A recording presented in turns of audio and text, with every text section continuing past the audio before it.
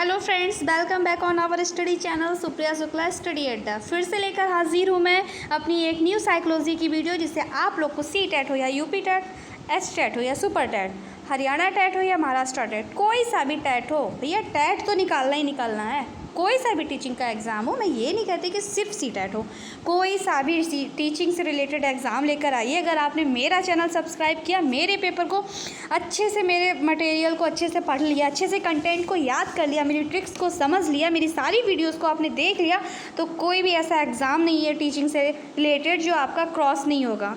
Psychology का section तो आपका ऐसा हो ही जाएगा जिसमें आपका 30 में 27 तो मेरी गारंटी है, 27 नंबर कहीं नहीं गया। बस आपको ज़रूरत है मेरे चैनल को लाइक करने की, सब्सक्राइब करिएगा, वीडियोस को लाइक करिएगा और कमेंट में अपने कमेंट देते रहिए, ताकि हम और अच्छी से अच्छी वीडियोस आपके लिए बनाते रहें। समझ गए ना? तो आपको क्या करना है, बस नीचे जाके सब्सक्राइब करना है चैनल को। जैसे ही चैनल सब्सक्राइब होगा, आपको मेरी सारी वीडियोस के नोटिफिकेशन मिलते रहेंगे। फिर आपका कुछ नहीं जाता है, लेकिन आपकी तैयारी इतनी अच्छे नंबर की हो जाएगी कि साइकोलॉजी का एक भी क्वेश्चन होगा ना, कभी गलत नहीं होगा आपका। तो चलिए ठीक है, आते चलते हैं अपने नए टॉपिक पे। आज का देखते हैं क्या टॉपिक है हमारे पास। आज का टॉपिक वही इंडेक्स जो हमेशा पेपर में आती है। ऐसा कोई पेपर ही नहीं हुआ, कोई सा भी पेपर उठा के आप देख लीजिए, ऐसा कोई पेपर नहीं होगा जिसमें ये क्वेश्चन ना लिखा हो कि 110 से लेकर 120 वाले बुद्धि लब्धांक वाले बालक कौन से कहलाते हैं, 80 से 89 वाले बच्चे क्या कहलाते हैं। जिस बच्चे के 110 से 119 के बीच में नंबर आए हैं तो वो कौन सा बालक है। 100% आता है ना, माइंड में लगाइए, आता है, सबको आता है, पेपर में भी आता है, एग्जामिनर को भी आता है, बच्चे को भी आता है। लेकिन दिक्कत कहाँ पे आती है? दिक्कत आती है, हम कंफ्यूज जाते हैं कि वो सामान्य बुद्धि है या औसत बुद्धि, वो मंद बुद्धि है या प्रखर बुद्धि, वो प्रतिभाशाली है या फिर उच्च प्रतिभाशाली, श्रेष्ठ बुद्धि है या प्रतिभाशाली। बस यही तो कन्फ्यूजन होता है ना। ख़त्म, आज से टेंशन ही ख़त्म, कभी कन्फ्यूजन ही नहीं होगा। स्टेप बाय स्टेप आप लोग लर्न करेंगे। देखिए कैसे। सबसे पहले ये देख लीजिए कि जो आपकी इंडेक्स दी है वो दो राइटर्स ने दी है, दो साइकोलॉजिस्ट ने दी है। पहले थे बैचलर, सेकेंड थे मेरिल, दोनों ने दी थी। याद करिए, बैचलर, मेरिल।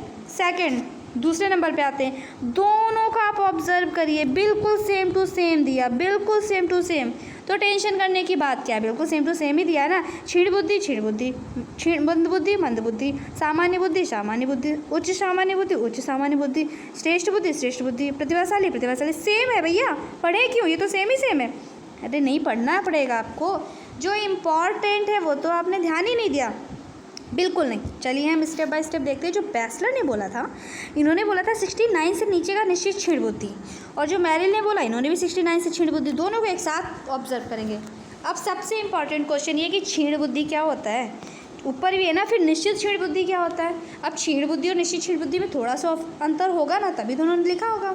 हम आपको बताते हैं, जो क्षीण बुद्धि वालक होता है उसमें 10% चांस होते हैं कि अगर उसको प्रशिक्षण दिया जाए, उसको अच्छा वातावरण दिया जाए, तो वो मॉडिफाई कर सकता है, इम्प्रूवमेंट कर सकता है। लेकिन जो निश्चित क्षीण बुद्धि है ना भैया, कभी कुछ नहीं हो सकता, उसका तो भगवान ही मालिक है, कुछ हो ही नहीं सकता। इसीलिए निश्चित वर्ड लगाया गया। निश्चित क्षीण बुद्धि का मतलब होता है कि इसमें कितना भी प्रशिक्षण इसको दो, कितना भी इसको ऑब्जेक्ट दो, कितनी भी सहूलियत दो, कितना भी इसको फ़ायदा करो, कितना भी सपोर्ट करो, ये कभी सही नहीं हो सकता। ये फिजिकली, मेंटली, दोनों तरीके से एब नॉर्मल होते हैं। ठीक है, तो आप लोग देखिए 69 to 69, ये भी 69, ये भी 69, 69 से नीचे जितने भी बच्चे होंगे वो निश्चित क्षीण बुद्धि होते हैं। मतलब जो 70% से नीचे, उनका कोई चांस नहीं, बिल्कुल सही नहीं हो सकते। यही इसीलिए इनको निश्चित क्षीण बोलते हैं। नेक्स्ट है 70 to 79, सेम है। देखिए इधर भी सेम, इधर भी सेम। 79 to 79 क्षीण बुद्धि, मतलब 10% चांस होते हैं इन लोगों की, अगर इनको अच्छा माहौल दिया जाए तो ये प्रोग्रेस कर सकते हैं, सपोर्ट कर सकते हैं, नॉर्मल लाइफ जी सकते हैं।